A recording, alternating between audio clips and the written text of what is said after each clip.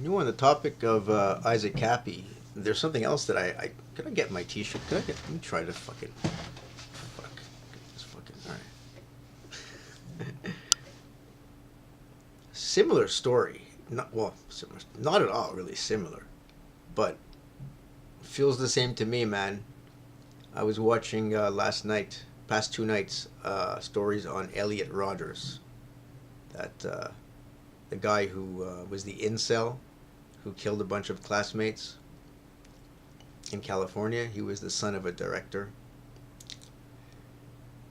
I saw the documentary and especially listened to his videos and his final video called Revenge or something. I don't know. There was a title to it he gave.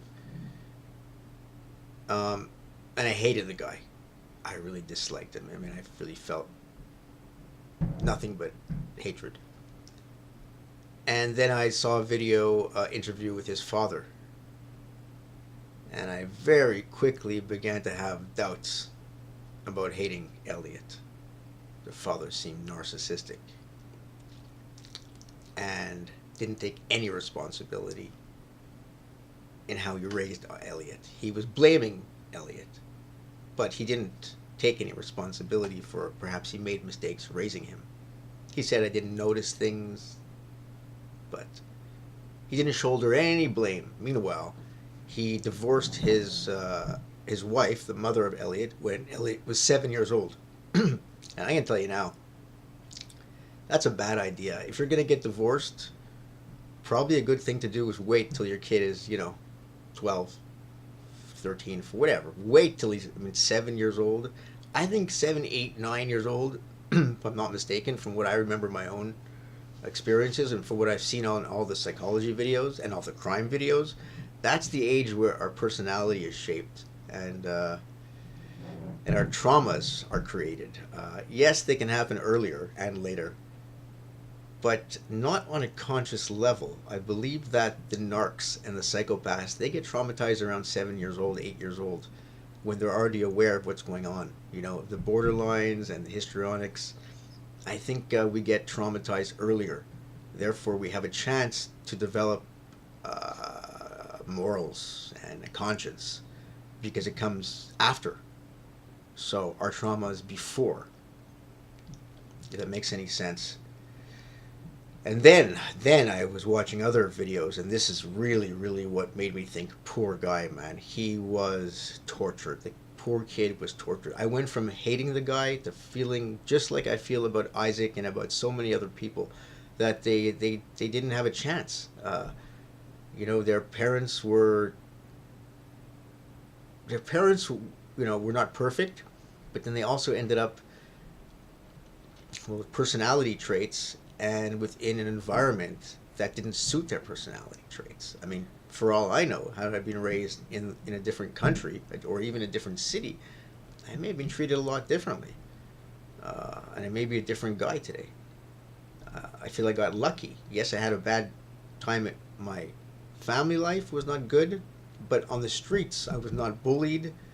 Um, we didn't have crime or things really had to be scared of. I mean, yeah, there was a little bit of bullying. I had some of that, but I also maybe gave a little bit of it. I was on a pretty even playing field. Whereas with this poor guy, he was raised overseas, Thailand or something. I don't remember exactly where his mother was from, or he was raised in another city in the U.S. I don't forget the details, but then they moved him. And when they moved him, the father spent his entire son's childhood life working on a film. In other words, when Elliot was growing up, he let me just check if that's a spider or a cockroach. Oh, it's a spider. Okay, the spiders can live. I let everything live except for cockroaches, which I see once in a while. My landlord would kill me. Kill me. Or millipedes. Oh, the centipedes, whatever they are, I have to kill those two, but everything else goes. Look at that spider. I love spiders. Anyways. Poor Elliot. So Elliot, listen to this story. So he's with this father who's spending all his time and all his money working on a film about God. He's traveling the world, spending all his savings, interviewing people from different cultures on what they thought about God. Needless to say, the movie was a flop. I mean, it's just not a popular culture topic that you're gonna, you know, you're not gonna make $1 billion. You're not gonna make your investment back. You may break even. You may lose a little, make a little. Fine. It sounds like a strong project to create, but if you're gonna risk all your money on it, especially when you have a young son at home who needs a father, you're making a huge mistake. So he ignored his son. For what? For God. This is why I think Eliot turned against God and became evil. So here's where it really came down to where I said, the kid didn't deserve it, and it's just a tragedy, and the father deserves all the blame, not even most of the blame. I won't put any of it on Eliot. So Eliot goes to Hollywood or whatever, and he's not fitting in. He feels self-conscious about being half Asian. It's a lot of racism, I guess, in the USA, from what I understand. Although in Hollywood, I wouldn't think there would be. Whatever, it was probably, look, it's a personality trait. He had a personality disorder. He felt, I don't know if that would be described avoidant or something. It sounds, he could, I don't know what it was. Asperger's or something. He just couldn't. He felt so self-conscious. I think that's avoidance. I don't know. Anyhow, so he's having psychological problems, and he goes to he has a psychologist and everything. You know what his father does? This is why the kid lost it. He sent him with his new wife, which Eliot didn't like. It was his stepmother. He sends him with his stepmother overseas on vacation. That's the way they treated his son's psychological problems, to send them away, where he's not going to learn how to deal with anything. That's why I'm against going on vacations and traveling. I think traveling, well, unless you're young and you want to see the world and get a taste for it, or you have to do something for business. The idea of traveling on vacation, like going to Florida, or every time you have like 2 weeks off, or for me, that's just it's a great way to not find yourself and in your city and where you live. It's always running away, and for what? And that's what Eliot said from the beginning. He was writing a journal, or to his father. It was emails. I think someone hacked in. He was writing to his father saying, "What are you doing? I don't want to be here. I don't like her. I'm having problems, and this is not an answer. And it's torture here because I don't even have you." He wanted his father. His father tried to just get rid of them. And at the end of the day, Eliot just flipped.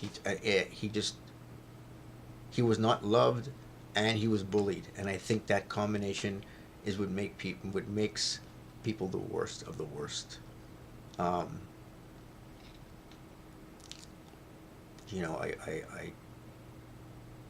know someone who was bullied, and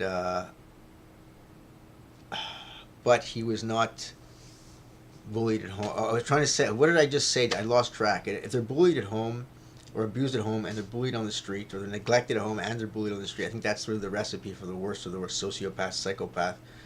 I have a friend who was bullied a lot at school, and he became very religious. He turned to that kind of thing, but he had a very strong family life. So I don't really know a lot of people who were bullied in both, except for I have a best friend who was bullied at home, just like I was, but he was always king on the street, king. I mean, he was like a cool guy on the street. He's my best friend. But then when he was 14, he went and tried to sing in a talent show, and he became the object of ridicule because he couldn't sing. He just, like a lot of kids, he didn't have he never learned how to sing. He just went on stage and tried to sing because he thought he was cool. And that made his cool factor go down the drain, and he ran off to overseas to Israel to go into the military, to jump off airplanes. Now, that was a huge flip for the guy. I couldn't believe it. He was gone in overnight. He started drinking after that, and he never drank. He'd always be against, drugs or drinking, but when he got bullied in the street, all of a sudden he went down the drain. So this Eliot Rogers guy, it's a very, very interesting. I'll put some links below. I guess I'm getting into this, putting links directing you guys to other videos. What's really interesting is the video I found where they hacked into his father's emails, and they read the emails from Eliot to his parents or to his father. And it's just very revealing, and it gives you an insight that other people won't have. What I see from Eliot is that he started out narcissistic. He was expecting his father, he was going to be a rich, famous, Hollywood producer. I mean, he was a Hollywood director, but he wasn't, a huge name. And this kid was raised to think, well, you're not getting the love, but you're going to get this enormous payoff, and we're all going to be happy. A little bit like I was given, too. And it never happened. But he was, I guess, too young to really have ever worked or whatever. I mean, whatever had happened is the kid didn't want to work, or he couldn't. He was spoiled, I guess. So I think a lot of these spoiled kids never work. That's why a lot of them end up. Anyways, I'm losing track. He seemed like he was narcissistic, and then he went slowly down into psychopathy. But what's interesting about his diaries, actually, was that he was talking about how he feels. And it was like he was describing exactly what I've seen some serial killers describe. Their descent into madness, into taking it out on others. Like Eliot would walk in the neighborhood. He was very self-conscious about being a virgin. I think he was 17 years old. So was I. I lost my virginity at 17, and I remember when I was 16, I was very insecure about it. I wanted to lose my virginity. And just like Eliot, I didn't have a father to really guide me or anything. And Eliot's father tried to take Eliot to a prostitute to lose his virginity. I mean, the guy's father was an idiot, The guy's father was the fault. This is why Eliot turned out the way he was. I'll let you watch it himself, but Eliot just seemed like he descended into this anger, and he took it. So he'd walk the streets and he'd see couples, and he'd want to hurt them because they had what he didn't have. And that is something I've got to say, and he was conscious of it. He goes, the envy and the jealousy is eating me up. And this is very interesting from my perspective, because no, I can see it. I was going to say I've never been jealous of people. It's true. I've never been jealous of what they've had. I'm not into the materialistic stuff, maybe because I was raised to always have it. But it's true. I'm very jealous of girlfriends, irrationally. And I'd be able to just tell you when I'm in a relationship, yeah, I'm jealous. Like, yeah, I'm okay with it. Like, I'm jealous. It's part of me. I was not really, embarrassed to say it. So this kid, he knew he was jealous of these other people who were getting it. I was never jealous of someone who had a girl. Even if they took my girlfriend, once they had my girlfriend and once a girl was not mine, it'd be like, I would cut off. I mean, I would protect myself. I had that in me to say, it's like fooling yourself in a way. It's like right now I'm poor. I can say, well, I'm happy being poor. Maybe I'm not really happy being poor, but I'm able to fool myself. Maybe this kid just couldn't do it. I don't know, but he felt so angry he had to lash out. I don't know why he just didn't kill his father. Unfortunately, I'm a lot of times when I watch the videos and the people kill their parents,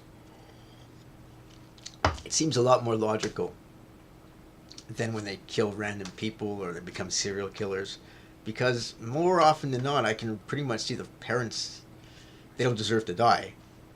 None of them do, but my God, it really does depend on the parents. I just had an experience, I'll tell you right now, guys. I had another video, I want to upload it. I'll tell you now. This is really weird, man. It really got me thinking weird shit. I'm getting a coffee. This coffee right here. It's only happened 2 hours ago. Full of excitement when you live downtown. And there's this family in front of me. I didn't notice them, but there's this kid in front of me. I didn't notice him either. And he's leaning against the counter. And the other two guys in front of him finished, and they're walking back, and I'm standing here. So the guys try to walk by the kid to get him to move his arm, but he's not moving it. And the guys are walking by saying, "What are you doing, man?" And the kid's saying, "No, I'm not moving it." And the guys are they're confused because they're like, "What's this kid's problem? Does he want me to kill him?" He was a little guy, and he was young. So his mother starts yelling, "Hey, leave him alone! Leave him alone! He's underage." So then, the guys are not going to fight with him. Just like once I saw how young he was, I wasn't going to fight with him. But I didn't want to watch this kid. He was obviously very disturbed to start up like that with strangers. And then something happened. I don't know what the kid, but the kid runs out and goes, "I'm going to go get daddy." I mean, the kid's almost he's not a little tiny kid. He's probably 15, 16 years old, 14, maybe he's 13 to 16. He's about 5'5". He wasn't a little pecker. And he's running off to get his father. And so then I look at this and I'm shocked, right? And I see his mother ordering the food, and she's telling him, and the only thing, she doesn't yell at her kid, she yells at the other one, don't touch him. In other words, she knows what her son's all about. So I start yelling at her. I start telling her, I said, hey, you better watch your kid. I said, he's going to get killed one day. She goes, that's why I protected him. I said, no, you don't understand. I said, the fact is that you didn't protect him because he does that with the wrong guy. It only takes 1 second to get a punch in the face and he loses all his teeth. He goes, well, that's why he's going to get his father. And I'm like, you don't get it. I said, I'm trying to protect him. And she starts to call me a drunk and a crackhead. So I'm looking at her and saying, okay, I understand your problem. Obviously, you're projecting because I don't smoke crack and I don't drink. If it's in your mind, this is your problem. I said, but let's just put that aside. And she didn't fight with me. I mean, I had her, right? I've learned so much from the psychology. I was able to read her. I said, look, let's put that aside. I said, the bottom line is that had that would have been me on a bad day, or had those guys been drunk, your kid would be missing his face. He's a little pecker. You got it. You got to talk to him, man. Like, he's gonna be. I said he's gonna be dead by 20 if he keeps that up. And so I called her a fucking cunt. I insulted her. She insulted me. And she brings up her husband. So I can get my husband. I go, get your piece of shit husband. I said, looking at you, I'm not afraid of your fucking husband. Because anyone would have put up with you, I said, it's going to be easy to take. Later on, when I wasn't afraid, I'm looking at going, there's no way any guy, and I was right. Because later on, when, I don't know if it happened later on. I think the kid went to get his father. So then I see as I'm leaving that they're getting out of the car. And the father is this, he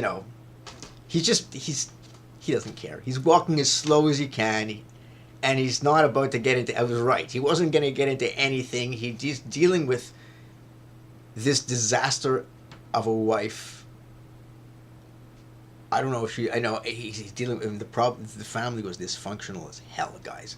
The family was dysfunctional as hell, and I was pissed off when I left because I was like, damn it.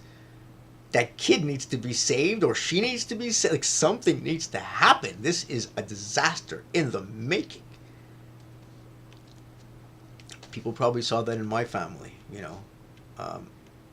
we were never quite like that. We were rude to each other, but that kid was like he's done. He's not going to make it. If he doesn't learn his lesson, hopefully the first time he only gets, beaten up. It's the best I can hope for.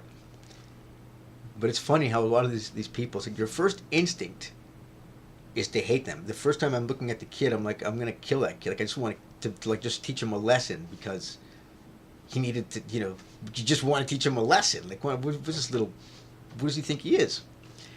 But then it only takes me now, a few minutes to like reflect and say, wait a second, let me look at the bigger picture and move away from the kid, or even move away from the adult and look at the greater environment that they were raised in, or that the kid is still being raised in. And 9 times out of 10, you see a clarity and you say, okay, you know what? He's in his own world, she's in his own world, and they have their own problems, and that's their world. So if you get involved in any way, you're going to get a big woof of it, a big blast of it. It's like a backdraft from a fire. You open up the door and phew, and especially when there's drugs and drinking involved. When she said crack and alcohol, I'm like, wow. It's like really what I was thinking at that point. When I was going over my head is that I'm pretty sure what's happening in there, if I have to guess, is that there's crack smoking going on in that house, and the kid is probably not smoking it yet because he's too young, but he's inhaling it, so he's got a bad attitude, And the fact that the mother said, "Hey, don't hit my son. He's underage." She didn't tell the kid not to do anything. She didn't get involved. She didn't tell her son to apologize. It was very interesting. It reminded me of my parents in a way, my father, is that they knew they screwed us up. So they would protect me when it came to other people in a very rude way. Like, looking back, there were some times when they should have apologized for me, or they should have taken me aside and spoken to me with them and made it right, but they didn't. They would be psychopathic. My father would just step in and say, "My son, don't you touch my son," or like, just like, even if I was wrong. Um, Unless it didn't serve their interest right. That's the thing in my family. I got protected by my father and my mother. You know, if it suited them, even if it didn't make sense and I didn't deserve it. But if I deserved to get chastised, and but it, but if I didn't, you know what I mean? Like, it never made sense. It was always a hidden motive, a hidden reasoning. So that's what I think. I think the mother probably said, "Hey, don't touch my son. He's underage," because it's probably why she even though she yelled at me, I insulted her more, and she walked away without ever like threatening to like call the cops or hit me or get her husband at me, because I was talking sense to her. I was telling her, like, my God, it's not enough because if you're not around, I said, especially if he has to run to get. I was like, look, if the kid was able to fight for himself, well, then maybe, okay, I don't know. But he had to run for his father. I was like, this is insane that you don't see it. But, I'm saying now, I'm thinking now, like, I thought after, she saw it. She saw it. She knows it. She knows what's going on. This is not like, they're not as naive as we sometimes think. It's just that they're protecting their kid to protect themselves because they are what their kid is. So if they give their kid shit for something that they do, then it just gives the kid ammunition against them. Which explains a lot why my parents never told me about all their transgressions and their drug addictions and their sexual issues and my father's major problem, because then I would have had ammunition against them. And if they're immature, they don't want their children to have ammunition against them because they don't want to grow. And I guess that's what I was dealing with today. Anyhow, just and I'll tell you something. Looking back at Eliot Rogers, I'm going to tell you something. Eliot Rogers, from his writing, from what I saw, he actually seemed to be more mature than his father, the film director. He seemed to be in touch with his emotions, even his most deep and dark ones. And the narcissism on Eliot is so extreme, and so it really does reach the level of delusion, psychosis. I mean, he's talking about how beautiful he is and how come women don't want him. And he is a good-looking guy. From my perspective, looking at, man, the guy is good-looking. Like, why doesn't he see the problem is not... Like, why doesn't he see the problem? Like, he should say, I'm good-looking and women don't want me, so what am I doing wrong? But he couldn't say, what am I doing wrong? He just said, women don't want me, and well, I'm going to get them. He couldn't say, what am I doing wrong? Or he didn't understand that people are deeper than physical looks. He was very into the style, and, the whole thing was a facade. But still, compared to his father, I have to say, I wish. And look, he was going to kill everyone. He wanted to kill his father's new wife, but he wasn't going to kill his father. He was still afraid of his father. He said, I'm glad my father won't be in town. I won't have to deal with him. He was afraid of his father. He respected his father, but his father was the immature one. That's all I'm going to say on all this topic, man. It's been a very emotionally charged week. It's because of Isaac, man. Because of Isaac Kappy.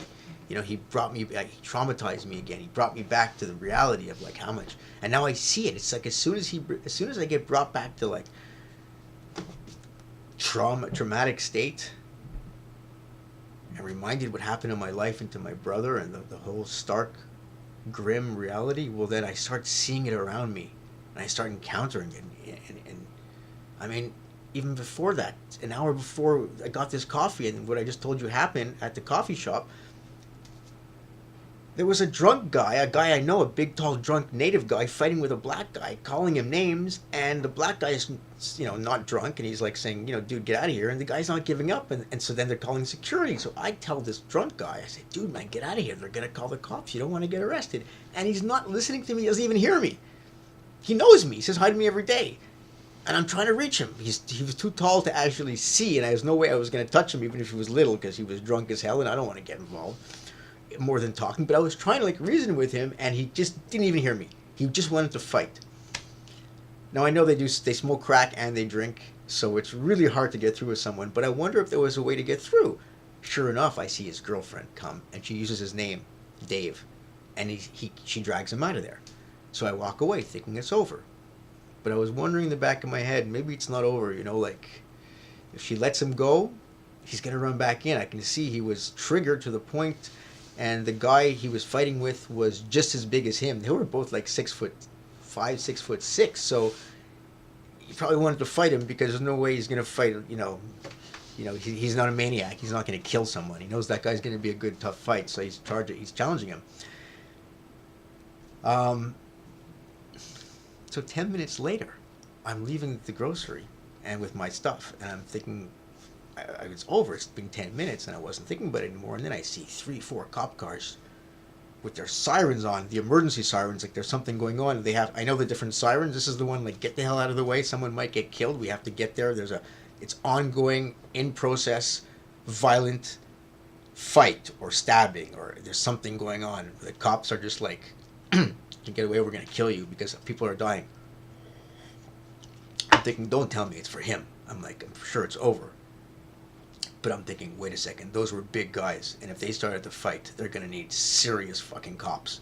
They were bigger than most cops I've seen. Maybe I should have stuck around because of that. I've never seen two huge guys like that go at it. It was for him. It was for them, man. The cops ran into the back, and I was like, you know what? I'm getting out of here because, I just, too much drama this week. But it's just been like that. So I feel really bad that I couldn't get this drunk guy. But then I thought later, I said, you know what? I'm trying to get the guy to avoid getting arrested. But then I thought later, wait a second, dude. Like, these guys always get arrested. So for him to end up in the drunk tank and then let him go, or then some little charge, it's not a big deal, man. Like, you're getting involved in something, trying to prevent, you're being too empathic here. You're trying to prevent him getting arrested, whereas, he's okay with it. These guys are in and out of the jail all the time. It's not a big deal. It's not a big deal to anyone when you're going in and out of jail. When I went into jail, twice within 10 years, it became something I was kind of like, well, all right, if it has to happen for a couple of months, it has to happen. I'm rambling, guys. Heavy day. That family was dysfunctional. What do you do to a dysfunctional family? What can you do if you know what's going on?